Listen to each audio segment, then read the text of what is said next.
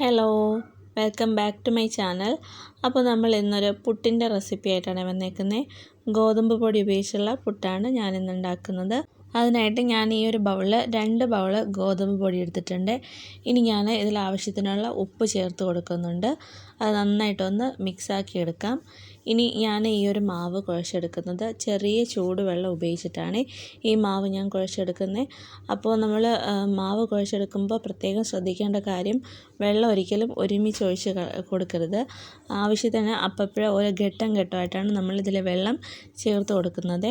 അപ്പോൾ ഞാൻ ആദ്യം കുറച്ച് വെള്ളം ഒഴിച്ച് ഒന്ന് മിക്സാക്കിയ ശേഷം അതിൻ്റെ പരുവം നോക്കിയിട്ട് വീണ്ടും ഞാൻ വെള്ളം ഒഴിച്ച് മിക്സാക്കി എടുക്കുന്നുണ്ട്. പലർക്കും ഈ ഗോതമ്പ് പുട്ട് ഫ്ലോപ്പായി പോകുന്നതിൻ്റെ മെയിൻ കാരണമെന്ന് പറയുന്നത്, അവർ വെള്ളം ഒരുമിച്ച് ഒഴിച്ച് കുഴയ്ക്കുമ്പോൾ ആ മാവ് പെട്ടെന്ന് കയറി കട്ട കെട്ടും.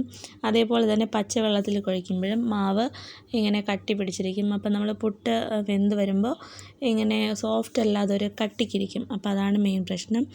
പിന്നെ അതേപോലെ തന്നെ ആവശ്യത്തിന് വെള്ളമൊഴിച്ച് കുഴയ്ക്കാതെ വന്നാലും നമ്മുടെ പുട്ട് കുറ്റിയിൽ നിന്ന് പുറത്തോട്ട് എടുക്കുമ്പോൾ പൊടിഞ്ഞു വരും.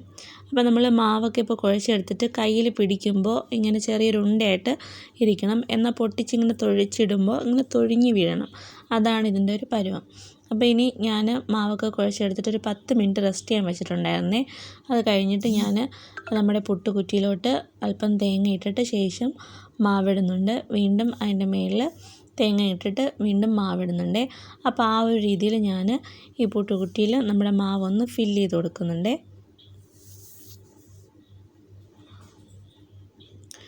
ഇപ്പോൾ പുട്ടുകുറ്റിയിൽ മാവൊക്കെ ഫില്ല് ചെയ്തെടുത്തിട്ടുണ്ട്. ഞാൻ ആ ഒരു സമയം കൊണ്ട് നമ്മുടെ ചെമ്പിൽ വെള്ളം ആക്കിയിട്ട് തിളപ്പിക്കാൻ വെച്ചിട്ടുണ്ടായിരുന്നേ.